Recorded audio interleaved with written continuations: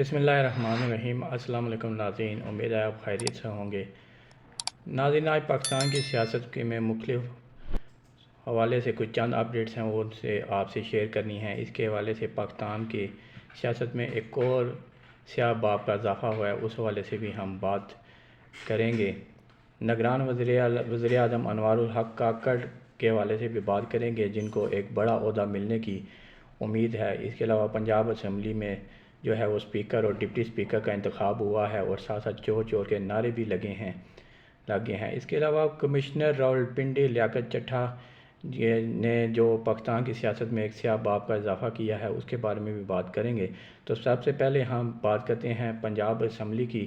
Punjab assembly میں speaker اور deputy speaker کا انتخاب جو ہے وہ ہو چکا ہے۔ مسلم لیگ نون کے ملک احمد خان جو ہیں وہ اسپیکر منتخب ہوئے ہیں، جبکہ ظہیر اقبال جو ہیں وہ ڈپٹی اسپیکر کے امیدوار نامزد ہو چکے ہیں۔ ان کے مقابلے میں جو سنی اتحاد کونسل کے جو ظہیر اقبال ڈپٹی اسپیکر جو منتخب ہوئے ہیں، ان کے مقابلے میں سنی اتحاد کونسل کے جو امیدوار تھے وہ معین ریاض قریشی، وہ ان کو شکست ہوئی ہے۔ انہوں نے 102 ووٹ حاصل کیے ہیں، جبکہ ان کی جو لیگی امیدوار ہیں ظہیر اقبال، ان کو 220 ووٹ ملے ہیں۔ اس سے قبل ملک احمد خان جو ہے وہ اسپیکر منتخب ہو چکے ہیں۔ جب گزشتہ دو روز پہلے جب حلف برداری کی تقریب ہوئی، اس میں بھی ماحول جو ہے پنجاب اسمبلی کا وہ بڑا گرم رہا، اور چور چور کے جب مریم نواز کی ایوان میں حاضری ہوئی تو چور چور کے نعرے لگے، جس کے جواب میں لیگی امیدواروں نے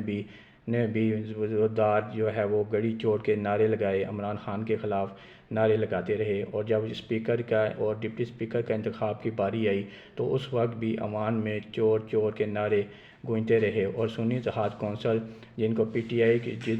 ٹی آئی کے امیدوار تھے، ان کو کوئی حمایت بھی حاصل تھی، انہوں نے مریم نواز کی طرف منہ کر کے زوردار انہوں نے چور چور کے نعرے لگائے کہ یہ چور حکومت ہے۔ ناظرین، قومی اسمبلی میں بھی انتخاب کی جو ہے وہ سلسلہ آہستہ آہستہ چلنا شروع ہو گیا ہے، اور یہ پروسیس ایک چل رہا ہے جیسے بھی ہے، لیکن جو پی ٹی آئی کے جو امیدوار ہیں لگتا ہے ایسے ہے کہ وہ جو ہے حکومتی جو کولیشن حکومت ہے اس کو ٹف ٹائم دینے کے لیے تیار ہیں، اور ایسا ہی ہونا چاہیے۔ ایک بہترین مضبوط اپوزیشن ہی ایک مضبوط جمہوریت کے لیے بہترین ثابت ہوتی ہے، اور اس کے لیے وہ ملک کے لیے بھی جو مختلف بل پاس ہوتے ہیں یا قانون پاس ہوتے ہیں، ان کے لیے بھی ایک مضبوط اپوزیشن کا ملک میں ہونا ضروری ہے۔ ناظرین، بات کرتے ہیں وزیر اعظم انوار الحق کاکڑ کی۔ جی ہاں، وزیر اعظم انوار الحق کاکڑ جو نگران حکومت میں وزیر اعظم کے طور پر سامنے آئے، اور جو بیوروکریسی اور اعلیٰ جو حکام ہیں وہ انہوں نے ان کے جو اس حوالے سے ایک مثبت رویہ رکھتے ہیں، اور اب یہ بات سامنے آئی ہے کہ ان کی یہ کارکردگی دیکھتے ہوئے ان کو چیئرمین سینٹ بنائے جانے کا امکان ہے۔ جی ہاں، وہ اب جب وزیر اعظم کے یہ نگران وزیر اعظم کے عہدے سے سبکدوش ہوں گے تو ان کی پیپل پارٹی میں شمولیت کا امکان ہے۔ ان کی آصف علی زرداری سے اس حوالے سے ملاقات بھی ہو چکی ہے، اور صدر آصف علی زرداری نے ان کو گرین سگنل دے دیا ہے کہ ان کو چیئرمین سینٹ بنائے جانے کا امکان ہے۔ ناظرین، اگر بن جاتے ہیں، اگر نگران وزیر اعظم انوار الحق کاکڑ جو ہے وہ چیئرمین سینٹ بن جاتے ہیں تو اس وقت جو ہے عمان میں جو ہے چاروں صوبائی اسمبلیوں کی جو ہے وہ نمائندگی شامل ہو جائے گی۔ اس وقت جو وزیر اعظم کے امیدوار ہیں، نامزد امیدوار ہیں شہباز شریف، ان کا تعلق پنجاب سے ہے، اور جو صدر کے نامزد امیدوار ہیں آصف علی زرداری، ان کا تعلق سندھ سے ہے۔ اس طرح اسپیکر اور چیئرمین سینٹ اگر انوار الحق کاکڑ بن جاتے ہیں تو یہ بلوچستان کی نمائندگی ہوگی۔ اسی طرح خیبر پختونخوا سے بھی ایک اہم وزارت کے دیے جانے کا امکان ہے، اور اسی طرح یہ کوشش کی جا رہی ہے کہ چاروں صوبوں کی جو نمائندگی ہے وہ ایوان میں اسی طرح شامل ہو۔ ناظرین، بات کرتے ہیں ہم پاکستان کی سیاست کے ایک سیاہ باب کی۔ جی ہاں، پاکستان کی سیاست میں ایک اور سیاہ باب کا اضافہ ہوا ہے۔ پاکستان کی سیاست میں سیاہ بابوں سے بھری ہوئی ہے، لیکن اس الیکشن میں ایک اور سیاہ باب کا اضافہ ہوا ہے جس نے پاکستان کو دنیا بھر میں بدنام کر دیا ہے، اور یہ داغ کیا بتا پہلے بھی ایک دفعہ لگا ہے، لیکن اس داغ نے تو حد ہی کر دی ہے۔ جی ہاں، بات کرتے ہیں سابق کمشنر راولپنڈی لیاقت علی چٹھا کی۔ جنہوں نے ایک سرپرائز بیان دیا الیکشن کے فوری بعد کہ یہ جو الیکشن ہے ٹوٹل جو اس میں دھاندلی کی گئی ہے، اور میں اس میں ذمہ داری قبول کرتا ہوں۔ میرے پر بہت زیادہ پریشر تھا، اور میں نے جو 70,000 کی لیڈ سے جیت رہے تھے، میں نے ان کو اگلے ہی دن ان کو 10,000 ووٹوں سے ہروا دیا، اور اس پہ میرا ضمیر مجھے ملامت کرتا رہا ہے، اور اس میں الیکشن کمشنر اور انہوں نے ساری ذمہ داری اپنے اوپر، اور چیف الیکشن کمشنر بھی اس میں ملوث ہیں، اور چیف جسٹس کو بھی انہوں نے، قاضی فائز صاحب کو بھی اس کا ذمہ دار ٹھہرایا ہے، اور ساتھ ہی انہوں نے کہا ہے کہ میں اپنی ذمہ داری قبول کرتا ہوں، مجھے گرفتار کر لیا جائے، بلکہ نہ گرفتار کیا جائے بلکہ بیچ چراہے میں مجھے پھانسی بھی دے دی جائے، کیونکہ میں یہ ضمیر کا بوجھ جو ہے وہ اٹھانے کے قابل نہیں ہوں، میں یہ بوجھ نہیں اٹھا سکتا۔ ناظرین، ان کے بیان کے بعد جو پی ٹی آئی کے جو امیدوار ہیں، جو پہلے ہی دھاندلی کا شور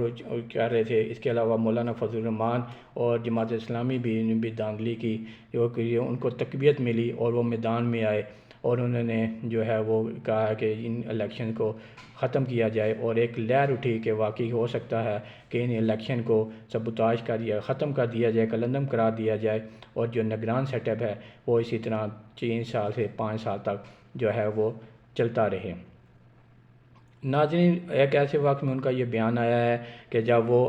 مارچ میں وہ ریٹائر ہونے والے تھے، اور ساتھ ہی ان کا امریکہ کا بھی ویزا جو ہے لگا ہوا تھا، جب ان ایسے حالات میں ان کے اس بیان پہ کافی سوالات جو ہیں وہ اٹھنا شروع ہو گئے، لیکن ساتھ ہی ایک وقت پھر ایسا بھی آیا کہ انہوں نے یو ٹرن لے لیا۔ جی ہاں، انہوں نے یو ٹرن لے لیا، اور ایک دھواں پھر انہوں کے بیان جو ہے وہ الیکشن کمیشن میں جمع کروایا ہے۔ الیکشن کمیشن نے ان کو نوٹس جاری کیا تھا کہ آپ جو ہے ایویڈنس کے ساتھ ہمارے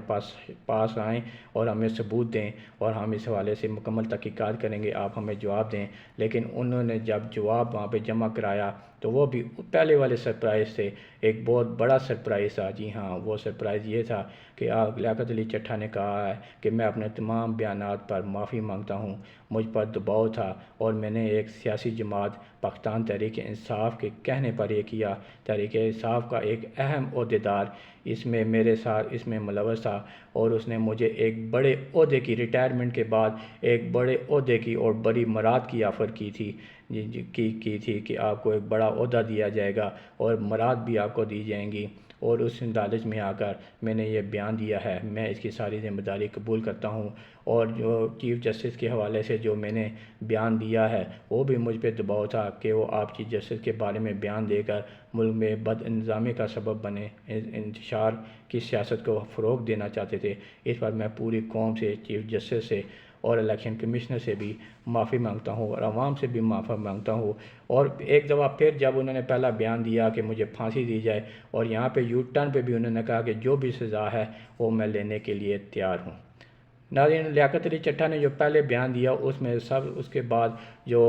پیپلز پارٹی اور نون لیگ کی جماعتیں ہیں انہوں نے ان کو ذہنی مریض قرار دے دیا کہ وہ ذہنی مریض ہیں، اور خاص طور پر راولپنڈی کے حلقے جو ہے جن میں حنیف عباسی بھی شامل تھے، اور جو دانیال عزیز، یہ سارے جیتے ہوئے تھے، انہوں نے کہا کہ یہ ایک ذہنی مریض شخص ہے، نفسیاتی مریض ہے، اس کا کوئی حل نہیں، اس کا کوئی علاج ممکن نہیں ہے، اس کے بیان کی کوئی وقت نہیں ہے۔ لیکن ایک ذہنی مریض شخص کو اتنا عرصہ کمشنر رہا، اور پھر جب اس نے یو ٹرن لیا اور اس نے کہا کہ میں اپنے بیان پہ معافی مانگتا ہوں، یہ ایک سیاسی جماعت کے کہنے پہ میں نے سارا کچھ کیا ہے، لیکن وہی سیاسی مریض پھر ایک دم صحت مند ہو گیا، تندرست ہو گیا، اور وہی نون لیگ اور وہی پیپل پارٹی اس کے حق میں بیان دینا شروع ہو گیا ہے کہ اب اس کا ضمیر جاگ گیا ہے۔ یعنی پہلے اس کا ضمیر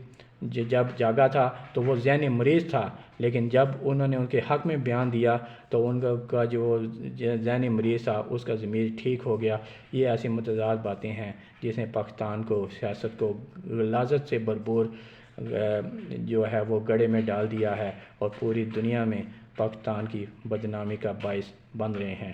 ناظرین، اس وقت جو ہے قومی اسمبلی، پنجاب اسمبلی میں اور سندھ اسمبلی میں بھی آج اسپیکر اور ڈپٹی اسپیکر کا انتخاب ہوگا۔ سلولی اور جو اقدام جو چل رہے ہیں، لیکن یہ اقدامات کہاں تک جو ہے وہ عوام کو